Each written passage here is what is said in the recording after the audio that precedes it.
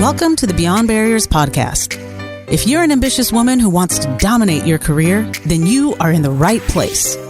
This podcast is co-hosted by Nikki Barua, digital innovator, serial entrepreneur, author, and speaker, and Monica Marquez, ex-Googler, diversity expert, and senior corporate leader. From inspiring stories to cutting-edge strategies, you'll learn how to develop the skill set, mindset, and tool set to get future-ready fast and accelerate your success. Hi, I'm Monica Marquez, your host for today's episode. What do you do when you put your head down, work really hard, strive to do everything right, but still see yourself being quietly sidelined and marginalized? Are you exhausted from battling toxic workplace cultures and realizing you've slowly started to lose yourself by assimilating and downplaying who you are just to succeed in a workplace built for straight white males?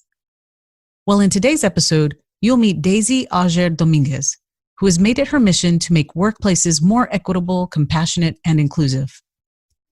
As a workplace culture and social impact strategist, Daisy inspires and equips global organizations to think inclusively, lead with purpose, embrace courage, and shape the future of work. Following 2 decades of leading organizations' transformations at Moody Investor Services, the Walt Disney Company, and Google, Daisy founded and leads Auger-Dominguez Ventures, a workplace culture consultancy. A dynamic and sought-after speaker and writer, Daisy also serves on the board of directors of Planned Parenthood Federation of America, the Brooklyn Children's Museum, the Robert Sterling Clark Foundation, and Facing History in Ourselves. Daisy lives in Brooklyn, New York, with her husband and daughter. Visit iambeyondbarriers.com, where you'll find show notes and links to all the resources referenced in this episode, including the best way to get in touch with Daisy. Hi, Daisy. Thank you so much for joining us on the Beyond Barriers podcast. We are super excited to have you on. I know our audience is really wanting to learn more about you and what it is that you're doing. So share with us your story and what you've learned along the way. And just given this current environment that we find ourselves in now, what is top of mind for you? Oh, that's a really deep question right there. Yeah. So first of all, thank you. Thank you so much for having me and hoping that all who will be listening to this podcast are safe and healthy and sheltering in place, because that is the most responsible thing we can be doing right now. So listen, I always talk about my story from the very beginning because we all have our origin stories. And so I was born in New York City to teenage parents of Dominican and Puerto Rican descent. And they were 15 and 16 when they had me, ill-prepared to raise a child. And I was fortunate enough that I had paternal grandparents, my father's parents, that's the Dominican side of my family, who were young enough and willing to raise me. So I did the opposite migratory pattern. I was born here in New York and I was raised in the Dominican Republic. And then eventually came back here, which is speaks a little bit about my identity formation. And when I was growing up in the Dominican Republic, hindsight is always 20/20. I was in a world of having one foot in and one foot out my entire life. And to begin with, I was growing up in a very different family setting, whereas all my friends' parents, were their direct parents, mine were my grandparents. And, I had very close parents who were in New York City who were super young and cool. And then I had like my older grandparents who were like over everything. So I was their last child, and I was, as much as I was spoiled, I was also it was very regimented. And then they were also, while they were working class, they were able to send me to an international school in the Dominican Republic. And that's how I learned English. So often people will ask about my English, and I was like, I've been speaking it my whole life. I was like, I think I learned English when I was in 2nd grade. And I went to school with kids from all over the world. And so my concept of diversity was very heritage and nationality based. I was very much Dominican and Puerto Rican. Like that's what was. And my best friends were Ria Arvidsson from Denmark and Annika Skapelhaumen, whose father is Dutch and whose mother is Dominican, and P.Y. So, who actually we knew him as David So, because when most of the Asian community that moved to the DR, just as they do in the US, he changed his first name. Right. But David passed a couple of years ago, but he's Chinese, and these were all of my best friends. We had friends who were Israeli, who were had to go back to serve in the military. I grew up with all of that. But then when I was a junior in high school, someone told my father I had to come to the U.S. to get my PSATs because the plan had always been that this sacrifice was so that I would study in America. And for Dominicans, America is New York City. So we moved to New Jersey, which is a small town that in a house that my father could ill afford. But all of a sudden, I moved to the U.S. and I became Hispanic. I went from being Dominicana y Puertorriqueña to, you're Hispanic, and that puts you in a box with, 26 different other nationalities. Yes. And frankly, media perceptions that are really negative, and lack of access and opportunity, and all of these things that to me felt incredibly limiting.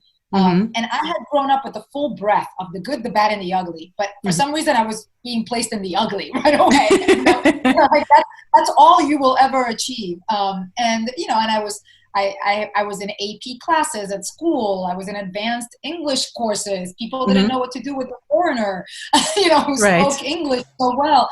And for me, that was still just part of my, what was normal to me. But being othered after having grown up with that strong sense of identity, allowed me to question things that I think when you are faced with that from an early age, you end up just accepting a lot of it, and you end up carrying a lot of that weight. And I remember kind of very early on rejecting that weight and going, wait, no. I was like, that some of that is true. That's not my experience. And yes, I'm not wealthy. And yes, I don't have, but I am very well educated. So all of those, multiple identity formation pieces and what was being put upon me were just incredibly challenging to me. So that was the early stage. And then I did undergrad and graduate work and, learned, of the US, and all of a sudden started understanding racism from a much more global perspective. And these elements of things that I had grown up with in a highly racialized country. I mean, the Dominican Republic, it shares a border with Haiti, and it was the first slave revolt in America, but we never spoke about that. That was not in any of my history books. I learned that in the US. Right. So I started learning a lot about that. And then I had my first experience in corporate America. And I was a credit risk analyst at Moody's Investor Service. And it was an amazing organization, but it was the first time that I started seeing not just me, but other women and people of color quietly sidelined and marginalized and silenced. Really talented people who would not do well in the company, but go somewhere else and do extremely well. And, and made me start thinking, well, maybe it's not them. Maybe it's the organization. Maybe it's the system. And those were the early stages that led me to really become passionate about how do I change that for others. And that became those were the beginning elements of my career in diversity and inclusion. Fascinating. There's certainly a lot of parallel lessons in your story that resonates with me, being that first generation college, but then first generation corporate, where you don't have that, I would say, legacy network per se of, being able to ask people, what are the rules of the road? And I love how you were saying you start seeing people like yourself being sidelined or not even realizing sometimes that you are being left behind. So when you started kind of picking your head up, because I don't know if you did, but I always grew up with, Mija, put your head down, work hard. You're going to get, the right people will notice, and, things will happen. Yes. And you realize really quickly that you put your head down, you're working really, really hard. And then promotions come around and people left and right of you getting promoted. And you're like, what's going on? Why am I left behind? Exactly. Dr. Ella Bell, she's a mentor and a dear friend. And she talks about, it's like many of us didn't grow up around, and having dinner table conversations about how do you navigate workplace culture and how do you navigate politics in the workplace. The conversations that we were having was, Mija, everything we're doing is so that you can succeed. And that success is outside of my scope of understanding. So all I can do is work extremely hard, which is like your parents, my parents, what they did, but they were ill-equipped to prepare me for what I was entering. Right. And we see that often. And so we come into these places. And by the way, my father still to this day, and I've been an executive in large companies, whenever I start a new job, will be like, Mija, keep your head down and get your job done. and I love to laugh at him and tell him, I'm like, Papi, actually, my job is to keep my head up and question and challenge what's happening, which terrifies him. Mm-hmm. But I think that and the other thing that I used to often, sort of midway through my career, I would say, it's like no one gave us, sort of a decoder ring. And like when we walk into a place, we're like, okay, these are the people who I can trust. These are the people, we don't grow up with that because we don't, those are the things that I can teach my daughter now. And then I can teach my young cousins, all of them who are, graduating college and starting their careers. I sit down with them and I can apply that guidance and that wisdom. Right. But we didn't have that as first generation. And yet the same conditions that existed when you and I started our career are still in place in most organizations. Yes. And that is incredibly disheartening. Yes.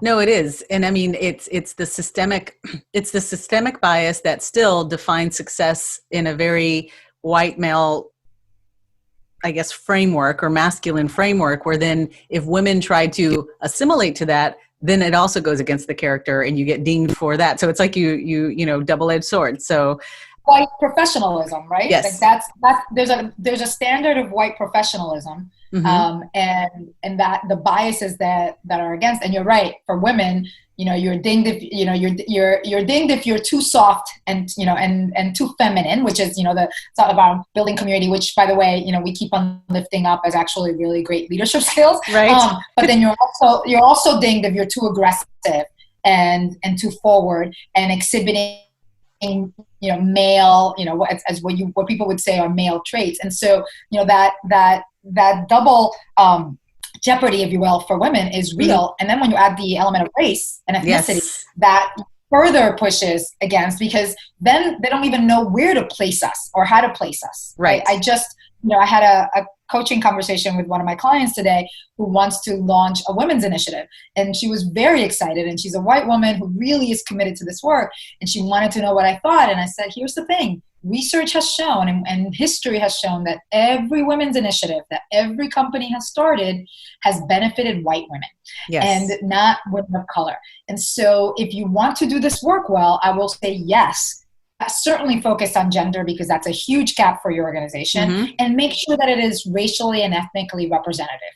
Yes. Because otherwise you will continue to perpetuate the same racial fragility and the same overemphasis on these standardized white professionalism pieces that really limit Black, Latinx, indigenous, I mean, you name it, Asian, it's like all of these subgroupings of women who continue to fight against both the gender and the race, and all the intersectionality elements that Dr. Kimberly Crenshaw has so wonderfully giving us language for. Yes. Has put kind of like a face with the name, like, oh, this is what that is. Help our listeners understand, because I know that sometimes they, I'll get the occasional question of like, I've started this new role, or they were in a toxic environment. They've chosen to leave that environment, are super excited. They get to the new organization and then they see remnant, like those things starting to bubble up there as well. And these are the microaggressions, micro inequities, micro insults. And they realize that there's a, I guess, a fork in the road of, do I say something now, or do I continue to go on and say nothing and then end up in the same toxic environment that I left, the other organization or whatnot? How have you, armed yourself and maybe advised and armed others? How do you address that? How do you address that moment where you're like, okay, this doesn't sit well with me. I've just this is the micro insult, or this is the micro, the micro inequity that's presenting itself. Do I say something or do I not? What's your advice? And it's also situational. Yes. And it so very much depends on what position you have in the organization, what access you have to power or not. And I say that because I led a lunch and learn today also with one of the nonprofits where I serve. And I had this lovely woman of color ask me a very similar question. She's like, when do I pull in the white men in my organization who are mansplaining and who are, diminishing women's voices? And she very smart, because I think this generation is way smarter than Yes. She very smartly said, and how do I do that while I safeguard myself? And that was the information that I needed to know to recognize that she's a junior member of the team, and that by being the one that calls out this male senior leader, she creates exposure for herself. And we all know that as much as companies and organizations have non-retaliation policies and non-harassment policies, we all know that sadly, I can't name an organization that does not have a toxic culture. Right. I wish I could, but whenever I talk to folks and they're trying to think of a job, that they're trying to consider a new job, and they ask me something like this, and they're like, Daisy, how do I decide to go there? How do I know if they're toxic or not? And I was like, here's the truth. We have not reached a state when I can tell you that place is perfect. I was like, that place is gonna, pick that place next compared to this place, because we are just still facing legacies of systemic failures and just really oppressive practices. What I do say is walk in with as much information as you can, and walk in or identify very quickly the people who will be your allies and your champions, the people who will lift up your voice when you can't. So for example, if you're not the one that in a room, or if you don't feel safe enough to say that was really that comment was insulting to me, or I know that it wasn't your intent, but I experienced that exchange this way. Have identify someone that you can share that with, who may not share your own experience, but who you can eventually build enough relationship that they're the ones that say, if not in that meeting, at a later point, I was like, hey, peer, fellow white male, let me share something that didn't land very well with me, but with me as your peer, and let's think about that. And I was like, and again, that feels like nirvana, but it's a way of creating some protection for you, and it's also a way of a lot of this work, as you. I have this conversation, and always been understood by those who are oppressed and marginalized and made invisible. And it's like, it's just, it's hard to constantly trying to fix the work culture for you. Right. It's that is incredibly, but it's the role and responsibility of senior leaders. And so being able to equip senior leaders with the insights and the information that they need to be actually their best agents of change, and to be a real ally. And I have a big issue with the term ally, because everyone's an ally nowadays, just like everyone's woke. Right. But this is not about performative allyship. This is about being truly willing, to challenge your own comfort for the comfort of someone else.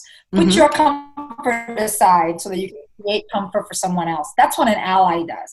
An ally champions, but an ally protects, and an ally up what needs to be lifted, because the risk is less for them. Even though there's always risk in doing this work, the risk is less for them than it is for someone who could lose their job over it, who could lose a potential promotion over it, who could lose the support of their team and even the respect of their team, because we know that there's when people don't understand things, or when they feel uncomfortable with something, you just lash out at people, you push against them. So what I know, that's a really long-winded way of saying is identify your champions and your supporters. It is being very clear on what's that line for you. And we all have different lines. And we have, by the way, different lines at different points in our lives, depending on necessity. And, but being very clear on what are the times that you will not bridge a gap in your values, that this is truly important and you will not do that. And where are the times where you can actually build shared understanding and recognize that both sides, all sides require dignity and respect. So how do we get to a place where everybody can try to be somewhat understanding of each other, but fundamentally leveraging what privilege and positional power they have to create workplaces where that really truly work for everyone. Mm-hmm. That's absolutely profound, and I think critical information that it is situational, but definitely I think it's better. I found that when I finally came to a place where, and like you said, everybody is going to have their own journey and be ready for it. Just very much so, like coming out stories. When you're comfortable and you're ready, you will do that. When you are comfortable and ready in your conviction or being able to talk to the individual without feeling like you're risking everything, you will do that. Like you, I definitely had moments of maybe prematurely addressing some of these, situations, and found that like I fell flat on my face. Can you share an example, or maybe just share like how do you deal with or learn from your failures or setbacks when maybe you do make kind of like a rookie mistake, or just a mistake that you at the moment think it's career suicide? Oh goodness. It's funny because I have made comments in meetings where I've literally walked out and I'm like, that's it, I'm going to get fired. And it hasn't happened for reasons that I will never know. But I think most of the time my advice is, and it's with most things, it's just pause, just take a breather, just really suss out what happened, what was said. If it's a mistake that can be solved, then try and solve it quickly enough. Don't let it linger.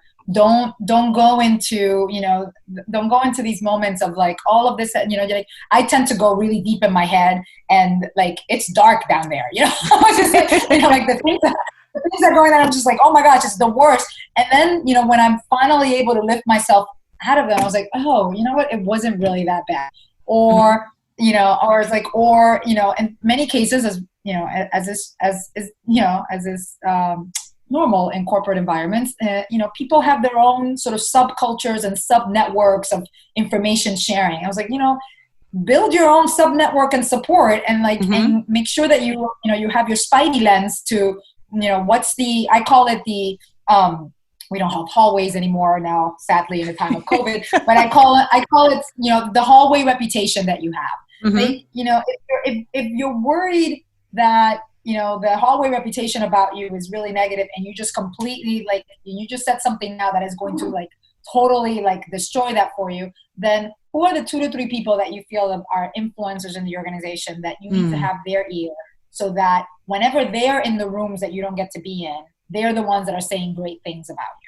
That if something comes up and go that Daisy is really difficult, that there's 4 other people that are going to say, really, that has not been my experience with her. She's always been such a supportive team player. She's always, she's certainly very direct. She is very clear, but I found her judgment to be really sound. To have those voices muffle those weak moments of failure that we all have. Right. But fundamentally to reduce before it becomes noise, that all it becomes is that all it is noise that becomes sort of part of this this persona that gets built around people that just kind of carries with you, and none of it is based on anything real other than someone said it once and then it just goes out. Counter it, have people on your side, and always be very hyper aware of what is being said and how do I get to reshape that in small and big ways along. And, and I think that there are people that are masterful at that, who are both white and non-white. Right. And I've over the years been really attuned to getting a sense of folks who are really good at managing their brands and managing how people say it. I'm always like, you know what? I may not, I may think you're a little vacuous, but you're onto something. So let me think about how do you manage what people say about you, while I do it in a way that's really authentic to me, and that still feels like I am living by my values and by what's important to me. I do believe that the two can meet really quite successfully. So, shifting gears a little bit, thinking about how, there are challenges that women face in the workplace, and then just the idea of the intersectionality, and when you layer race and other things on there, other dimensions of diversity for women, and for maybe Latino women, women of color, we struggle enough as it is sometimes of feeling invisible. And that's hard enough when you are in a physical place like the workplace. But now with COVID and we are all working remotely and we have the luxuries now to, turn on your camera, turn off your camera, mute yourself, not mute yourself. What advice would you give, our young listeners out there of making sure that they're standing up and standing out even in this digital age? I heard something from a recruiter the other day that, the questions that recruiters ask are going to be different in the future. And one of the questions a year from now, or who knows from now, will be, how did you behave? What did you do during the time of COVID? How did you show up in the time of COVID? And I thought that was so insightful and thoughtful because I've been, as you well know, I've been writing a lot in the last couple of weeks. And part of what's inspired me to write is that, and again, you and I have been around for a while. We know that it's, in these moments of crisis, the first things to go are diversity and inclusion departments. Yes. But we also know is that in these moments of crisis is where circles of obligation really shrink, and where biases flare up. And this is the time where already marginalized communities get further marginalized and set aside. So my advice to young people in particular, but to anyone that's in the workplace, is that this is not the time to mute yourself. This is not the time to go inward. Yes, our amygdala is completely hijacked right now. Like, I talk about our reptilian brain. I feel like my reptilian brain is like, the tentacles are like everywhere because we are in full like, am I fighting? Am I in flight mode, freeze mode? And for many of us, freeze mode becomes the place to go because it's where we numb ourselves, right? Where we, and trust me, I've been numbing a lot. I have been eating so much chocolate and I have been binge watching so much TV just so that I don't have to deal with all the noise. But by the same token, I am finding energy to write more and to be more present, frankly, for me in the work that I do, and more vocal about how important this work is, because I know what the risks are. If all of us sort of just go back and we just, we go into this numbness mode, right, and we don't talk about what is most at risk, which is the further marginalization of folks in organizations. The fact that I've had people tell me, like, we're not going to focus on diversity anymore because, really, we're not recruiting. Like, well, no, this is not a focus. Like, this isn't about recruiting. This is about retaining the people that you have, right, and ensuring that there is a healthy organizational climate so that they can operate at their highest capacity. So what do you do as an individual contributor? This is the time that, it's like you ask for what you need. You acknowledge when things are, if you're having off days, like, listen, these are the days to be able to say that. It's like, right. I'm having an off day, but I'm having one off day and then I'm back in. And I am here to figure out creatively what's the right Zoom background we're going to use, and what's the right, what's the new team tool we're going to use to be more productive. What's the right, to be really honest and saying, like, we don't need more Zoom calls. Like, we see each other enough during the day, but we may need more quiet time during the week to do a little thinking and then come back together, because I found that may be more productive for us. Can we try that? Be the person that's agile and forward thinking and, and caring and thoughtful about how your team is engaging and connecting. Those are, I really fundamentally believe, those are going to be the future leaders that are going to get us through this. And that requires that you are present. Not that I'm still in meetings. I am actually surprised that I'm still in meetings where people are not using their video. I was like, well, now is the time where, like, if you have a naked kid going behind you, that people are just going to think it's cute. Yes. Like, every time, this is the time to do it. And this is the time to share our humanity with each other in a really meaningful way. Now, I say all of that recognizing that some of us are deep introverts and we may just not want to be sharing that much. Some of us are facing, I felt like last week was a particularly heavy week for me because COVID started getting closer to my circles, and and I had some losses and and friends who have it. And so I remember having a day last week where I had to tell all my clients, I was like, I'm just not going to be me today. Like, I need you to know that. And I'm going to pick up tomorrow, and it's not like all sunshiny and that, but I'm going to be very different energy levels. And being able to admit that to yourself and to others, it's also a skill of, there's maturity there, there's self-awareness, and these are all the things that we want in leaders. The key thing that I hear a lot of my listeners, my clients, others, women that I'm coaching, being able to ask for what they need. When I met you, when we first, we knew of each other, and then at Google, we finally got to meet, and it was one of these things where it was just immediate, this feeling of familia, and there was no hesitancy of I need to ask you for help or a favor or whatever. It was just there. How do you, what's the advice? How do we get our listeners to feel and to understand that there is this natural, vulnerability or reciprocity in the network that, it can be organic if you let it? Yeah. It's funny because we're just so hard on ourselves, right? And we think that we have to do this by ourselves. And for me, it was early in my career, and it was when I was at Moody's, and it's silly, but it's connected. But the first time that I was launching our diversity initiative, and my boss lent me her coach for the day. And and I was like, this woman's amazing, the coach. Not my boss. My boss was being strategic and I guess thoughtful, but the coach was amazing, and she helped me visualize what I was missing and helped me structure this program and we're doing. And I remember afterwards asking my boss, I was like, so if I want to bring her again, what would that cost? And she's like, oh, she's very expensive. She's like $5,000 for the day. And this was 20 plus years ago. So, it's a whole lot more now. But, she's my coach, and she's our CEO's coach and whatnot. And I remember my moment of enlightenment. I was like, wait, all of you have all this help? Wait a second. And you're paying all this money? No wonder you're effective at what you're doing. You have people helping you, and you're actually paying people because you have the capacity to do that. And to me, that was one of those light bulb moments where I was like, wait a second. I can't pay $5,000 a day, but I know a lot of really smart people in my circles that can help me. And how do I ask them, and how do I make it that it's mutually beneficial? So to me, it's very important that I think that comes from being Latina and being a woman, that I just never want to ask without being able to give back. So I'm still dealing with that as well.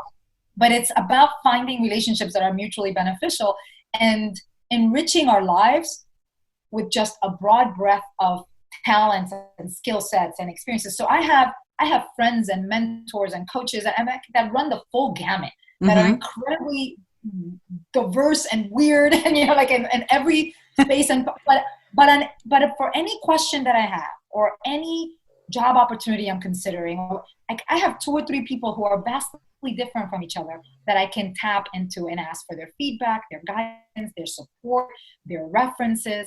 And that's because I've been doing that for the past 20 years. I've been building those relationships. And by the same token, whenever those folks need anything, I have when I had an assistant at my last full-time job, and actually my current assistant knows that there's some people that I never say no to. So if there are people in my network that if they need 10, 15, 20 minutes, I don't care what's going to happen, I'm going to create that space for them, because that's who they are for me, because I've been that for them. And so I think and that's asking for help. That is outright going I don't know if I should take this job. I don't know if I should do this consulting, or I'm way over my head. I was like, these are all, by the way, real life stories. Yes. I am way over my head. I just signed to do this contract, and I do not have the resources to do all of this on my own. How would you approach this? What would you think? And then I leave, and I'm able to solution from there. I also have my own coach, and I do pay my coach, and I have all of those resources. And if you can't afford a coach, the fact of the matter is that these podcasts are amazing. Girlfriends are amazing. Male friends are amazing. By the way, I have a lot of male friends, and I love to ask men for their opinion, because men will think about things way more different than we will. Yes. And what I'm building up as something crazy, one of my guy friends will be like, what you so worried about? Just do X, Y, Z. And I'm like, oh, yeah, ask the white guy, because that's how he lives in this world. Right.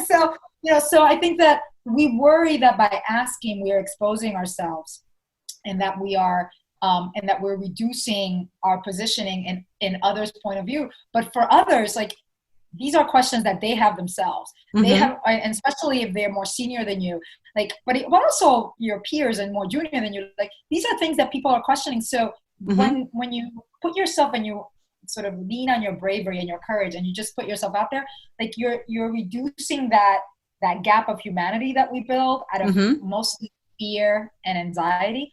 And 9 out of 10 times, the results are far more positive than you expected and allow you to move forward and do not diminish you in any way. I absolutely agree with that. And I love that you were saying about, just asking questions and asking other, male colleagues and peers, because they sometimes will, like, you're over engineering this. Like, I've had it so many times, like, you were doing way too much work. Like, they would have, like, I would have. Yes. And so then you realize, like, oh my God, I am over engineering this.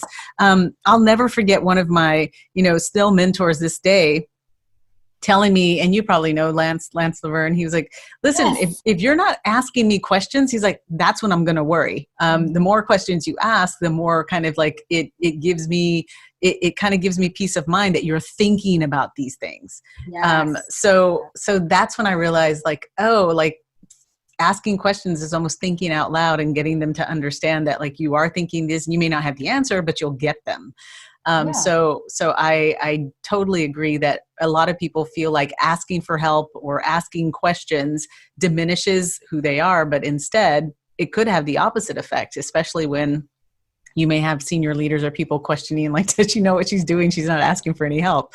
And I don't want to diminish the fact that the reason why we behave that way is because at some point in our lives, someone made us feel like that. Yes. And so, all of our fears and anxieties are not just, like, for the most part, they're not made up. They're, right. There are moments in our childhood usually, and there are moments in our lives that, have proven that. And the human brain is wired to instantly, sort of categorize, and like, if you do this, there is danger. Like, this is the danger. You will be rejected. You will be, thought of as less. And so that's what's operating in our brains. But this is where, unbiasing techniques and pushing yourself against and going, like, is that real, or is that just a perception that I have? So let me test that out, and let me ask one person.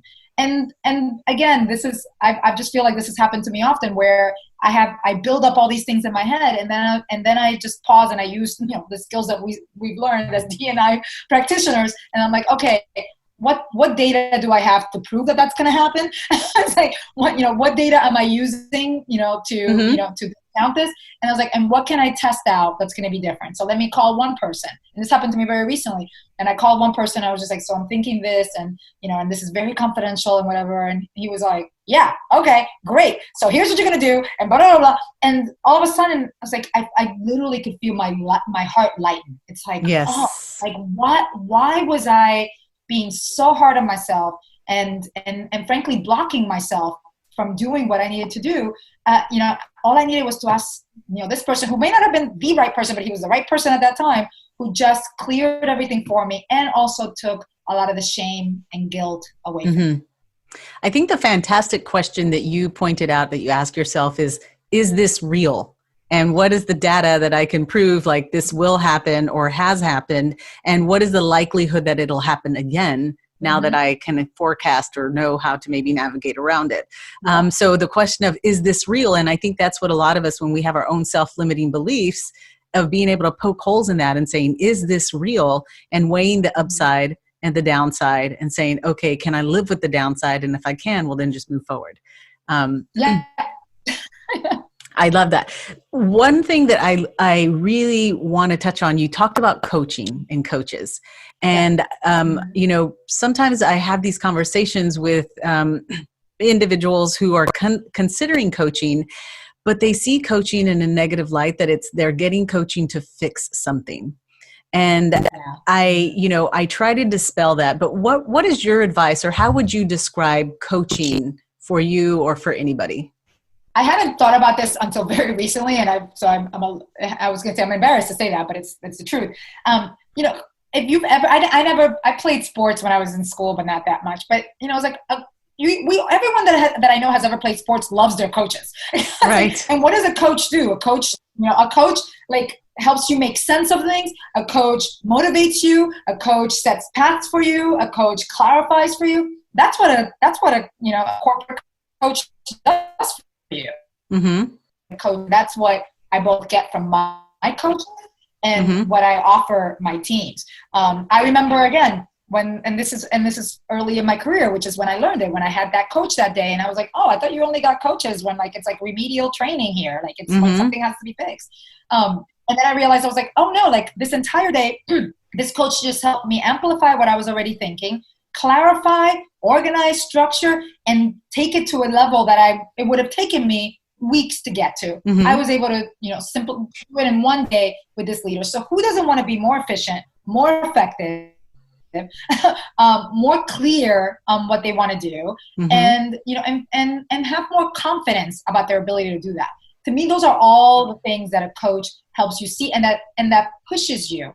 My favorite coach nowadays is Mario Cuomo, because I fundamentally believe that my friend let me see this the other day, and I was like, I did not recognize. I was like, Governor Cuomo has been coaching us through COVID. Yes. And Governor Cuomo every day is telling us, I don't know what's around the corner, but I'm telling you, it's going to be pretty. Do a little bit of light today, and we're going to do a little bit of laughing, and I'm going to give you a little, somber news that you don't want to hear, but I'm going to lift you up again, and we're building the muscles when we get to that really scary time that I'm telling you is happening, because I am sense making for you. Right. I was like, I'm going to be here to give you a big bear hug, and we're going to do this.